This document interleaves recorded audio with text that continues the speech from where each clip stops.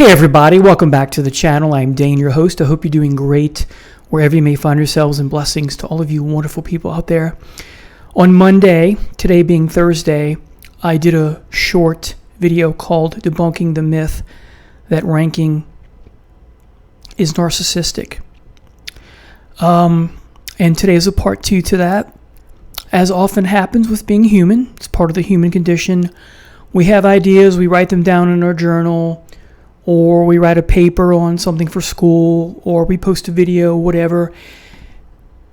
And then we realize we have more to say because just a flood of ideas come washing in while you're vacuuming, sleeping, or trying to sleep, you name it. So this happened to me, and I thought I'd like to share these with you if you'll have me.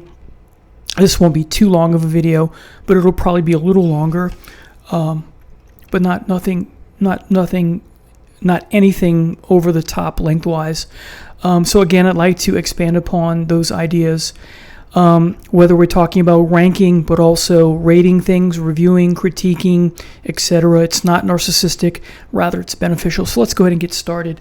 And part of the process of being a content creator where you rank and review and that sort of thing, critique is a better word, evaluate, is you gather info, you analyze the info that you have from the observations that you make, in this case, listening to music, etc.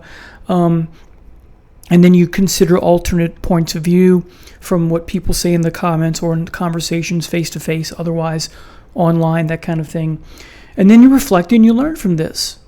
Or you can reflect and learn from this. And then maybe you change your mind about something. You know, I see where you're coming from. I see your point, and I think that I'm going to change my idea with respect to this album and rank it higher, that kind of thing. Or I gave it a bad or not so good review, and in light of what you said, I think I get where you're coming from, and yeah, I'm gonna move it from a good album to a very good album, that kind of thing. You know, after further thought, after further review, that kind of thing, right? And as I said in the previous video, it's a fun exercise to rank things, but it's also an exercise in critical thinking, which can be fun as well, a different kind of fun. But it's beneficial because critical thinking in general is a beneficial process. Evaluating and critiquing and things of that nature is very similar to the scientific method. But here, in addition, what we have going on in critiquing and evaluating and all of that, the criticism that is involved in music appreciation, if you want to call it that, just art in general, talking about, discussing, whatever synonyms you want to use, is that it can inspire others as well as inspire yourself to keep going or to revisit things. More on that later, perhaps. So it can inspire others who are not familiar with the subject matter. Say you're not a Rush fan, but you watched, say, this person's video, not necessarily mine, and hey, let me try this album. Maybe let me give it a second thought. That kind of thing. You can learn something new. You reevaluate, you reconsider things. So in addition to inspiring others, very much in the same vein, it offers insights. It can be insightful. Ranking and rating and reviewing and that kind of thing. You get alternate points of view. And people want to tune in, if you will, to see what a person's viewpoint is. Yes, some people will turn in the hopes that that particular person commenting on the video has the same ideas as you. But that's not always the case. They may see, oh, you know, I haven't thought of that, again, that kind of thing. And it's communication. It's sharing similar and different ideas. We can learn from different people's ideas, different people's points of view. I saw Tori Amos live, and I thought it was a good show, not a great show. And then someone might comment, well, what about when she did the song? Yeah, that was great. You know, so you get the ball rolling and the discussion, that kind of thing. And in addition, what's interesting and great and fun and about the critical thinking aspect of all this is that it's promoting art. Okay? If you give a bad review, that doesn't mean someone is going to agree with said bad review. They may think it's great or stellar, or but they may also, go, okay, I see your point with this song, that kind of thing. But there's no such thing as bad press kind of thing. So if you give a bad review, it's still promoting. It's not the best way to promote something, but you're still shining a light on something. And even if you give something a bad review, someone else will go, well, I like it. And that's great. That's what it's all about in so many ways. So it's promoting art. In this case, music. It's conserving, in a good way, the cultural heritage and legacies of artists, musicians. That's what all art, critiquing art, is meant to do, right? It's part of it. Art shapes, in this case, music shapes our everyday lives. It influences us. I have a cat named Bowie. He's around here. There he is over there, taking a bath. And that's just a great example, another great example of how our love of art, our wanting to have it in our everyday lives, influences us and inspires us to name a little innocent creature after someone we looked up to with respect to their musicianship and their talent, right? And so this is what I'm talking about. So it's all one big web of connections, if you will. Reviewing, rating, critiquing, influencing our lives. And critiquing and reviewing and rating and all of that. It's a social statement. It's being social. Okay? And music connected to art, to quote John Keats' Ode on a Grecian Urn, it ends with truth is beauty and beauty is truth, or the other way around. And that's all you need to know, says Keats. And so it's sharing the love of music, the beauty behind it, the truth behind it, the aesthetic wonder of it all. Aesthetic purposes. So wonderful.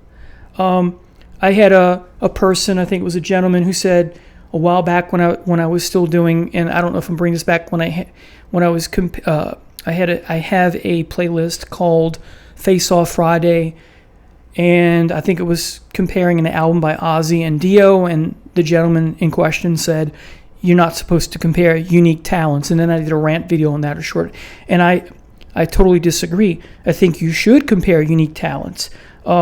This is a way to keep thinking about the artwork. It opens up a dialogue. It opens up a discussion. There's nothing wrong with comparing Picasso to Andy Warhol. The obvious is that they're different. The obvious is also similar, that they're painters.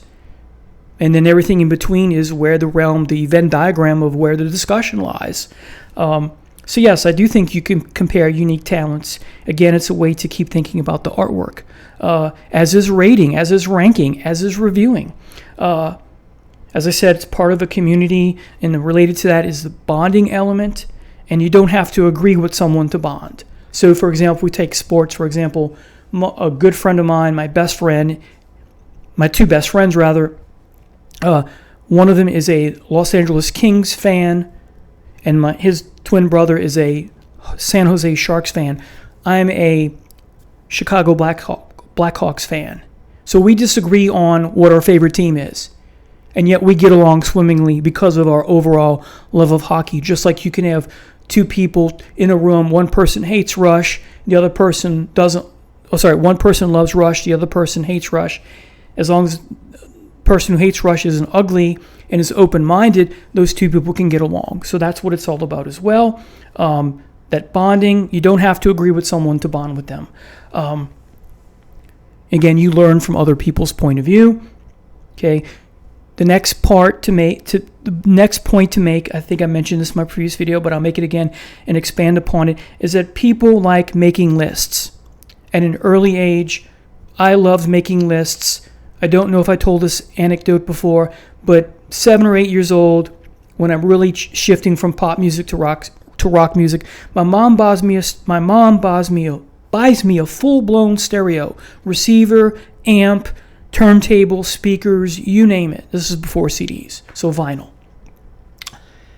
And with that, she got me this trifold Formica thing with a gloss sheen on it to pretend you're a DJ, and you wrote your list, top 10 songs of the week. And so I would sit in my room after school or on the weekend and pretend I'm a DJ, and you could record. Whole setup was great. And so I pretended I was a DJ doing my morning or afternoon or thing. It was fun. So that's how my fun of making lists came in, perhaps foreshadowing myself now as a YouTube content creator for music. So yes, people like making lists.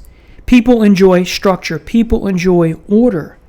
It leads to an order, and structure leads to a broader appreciation of the enjoyment of music. It's all connected. So if you think about it this way, there's as I mentioned this before in I forget what video, but there's a three-way relationship between art, artist, and audience. You have the art to begin with. You have the artist to begin with, who creates said art. He or she, they. The artist creates the art. Then in turn, the audience observes, listens, reads, looks at, observes the art in question: music, painting, literature, opera, whatever it may be. Okay? And then in turn, the audience reflects upon the art and the artist and can evaluate and critique. So it's a continuous flow of ideas. So ranking, rating is part of that critical thinking process and the three-way relationship between art, artist, and audience. It's a beautiful thing. The audience has a say in the art, even though they may not have created said art. So listening to music parallels reading a book, a short story, comic book, you name it. Looking at art parallels listening to music and reading a book, because it's all about appreciation, or part of it is about appreciation. So the connection to listening to music is profound as it relates to looking at art, reading literature, reading poetry, because the next level may be, it may not be your cup of tea, but the next level may be taking that listening to music or reading that piece of literature or looking at that piece of art and then commenting on it, right? Literary theory, music theory, not in the playing music sense, but musicology, commenting, critiquing, right? Criticism, okay? In other words, interpretation, evaluation, putting your 2 cents in. Song lyrics come to mind. That's the literature component of music, right? Again, critiquing is critical thinking. It's another part of the enjoyment. Not everyone takes it to that level. You don't have to. I'm not saying you have to, but it is a way to broaden one's horizons and appreciation. So hypothetically, this weekend I might read Keats's 2 Hyperion poems. There are 2, because he went back and reevaluated the first one and did another draft. And then I can read the article I have, which compares the 2, and they're much different. And there's a certain joy that comes with not only reading the 2 poems, but in reading the evaluation that some literary theorist or critic made on his way or her way to get their PhD or master's degree, right? Same thing with, you like movies. I love film noir. I have a book on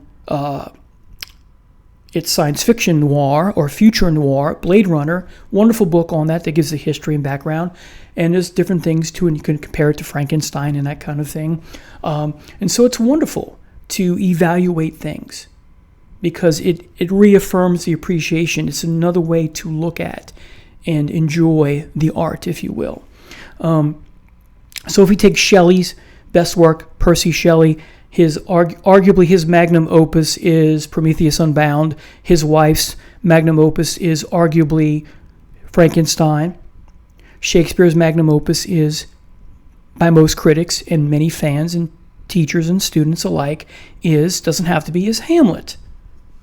Then the magnum opus is the pinnacle of an artist's career. the zenith or highlight or their crowning achievement or moment in their artistic discography, if you will. And if we compare, by way of comparison, many a teacher, a student, and critic, or a combination thereof, will argue that Hamlet's worst work, or least impressionable work upon people, is Titus Andronicus. Forget that. Let's play along with the idea that Shakespeare wrote Shakespeare. There's, a debate about that. But let's pretend, for sake of argument, that Shakespeare alone wrote Hamlet and Shakespeare alone wrote Titus Andronicus. Okay, so by comparing these two works, we do the same with music. I'll get to that in a minute. By comparing these two works, the best and the lowest point in Shakespeare's career, you can evaluate what good art is with respect to a play, what subpar work is, right? That kind of thing. There's the joke on Big Bang Theory where Raj comments that Star Trek V is the science fiction movie by which all badness is measured. I would argue Highlander 2 is the movie by which all badness is measured for sci-fi fantasy and that kind of thing. But anyway, and everything in between Hamlet and Titus Andronicus then becomes part of this fabric, this woven fabric, this texture of what is good, great, and mediocre, and everything in between types of art. You can do the same thing with Rush's discography. If you stick to the first 8 albums and it's about, you can see the growth between Titus Andronicus and Hamlet, the same way you can see the growth between Rush's first debut album, very derivative but very good, or good, to their magnum opus, Moving Pictures. Okay, and it opens up much discussion among fans, critics, you name it, fans of music, you name it. It's that everything in between that is so important. Okay, setting up the discussion to the highest crowning achievement and the lowest. We know that sales are very important to designate a discussion of what may be considered great, excellent. There's other parameters, and I've talked about how all sales does is tell us that something sold really good. It doesn't really count, in my humble opinion, as to what makes something good. There has to be other things. Because what's good in one person's estimation is not always good, and hence opening up the discussion yet again. See how fun that is? But the whole point or one of the points in reviewing and rating and critiquing music in general is you get to open up discussions about production, engineering, mastering, the genre or subgenres, the experimentation, the innovations, the lyrics, if you're a lyrics person. If we talk about the palette of music, the instruments, the sound that's created by all the different possible instruments out there, sax, guitar, drums, timpani, flute, oboe, you name it, harp, right? You run the gamut, right, in your head. You have all the different things you can discuss in your measuring of rating and ranking, right? Timbre, pitch, volume, duration, vocal range, tenor, baritone, everything in between, the sound, wavelength, amplitude, frequency, speed or velocity, overall quality. So my final thoughts are these. It is not narcissistic, once again, it is not narcissistic to rate, review, rank things. Because as I've found in making these videos, it's very fun. It's about sharing, not celebrating my taste, as I said in the first video. But what I found here is that preparing, researching, doing the work for said videos, the filming, the discussions in my head, and discussing with you and sharing with you, I've learned things, new things. And the working on said videos has pumped me up to return to this wonderful music. So when I did those videos, I did 3 or 4 videos on the Rolling Stones and the Beatles each, where I talked about their greatest songs, top 40, ranking their albums, that sort of thing. And there was another one, there's 3 videos for each of those bands a few weeks ago or a month ago. These were so much fun that I look back and I realized how much fun I had the enjoyment in revisiting these songs yet again for the umpteenth time. So it pumped me up to return to this music. Okay? And it got me renewed and reinvested in the Beatles and the Rolling Stones, just as two examples. So yeah, this notion that, well, I'll say this. If you're just posting ratings and rankings on YouTube to get validation from others, then it is narcissistic, but it's so much more. It can be so much more than that. It's about, again, sharing, being part of a community, all the things that I've said today.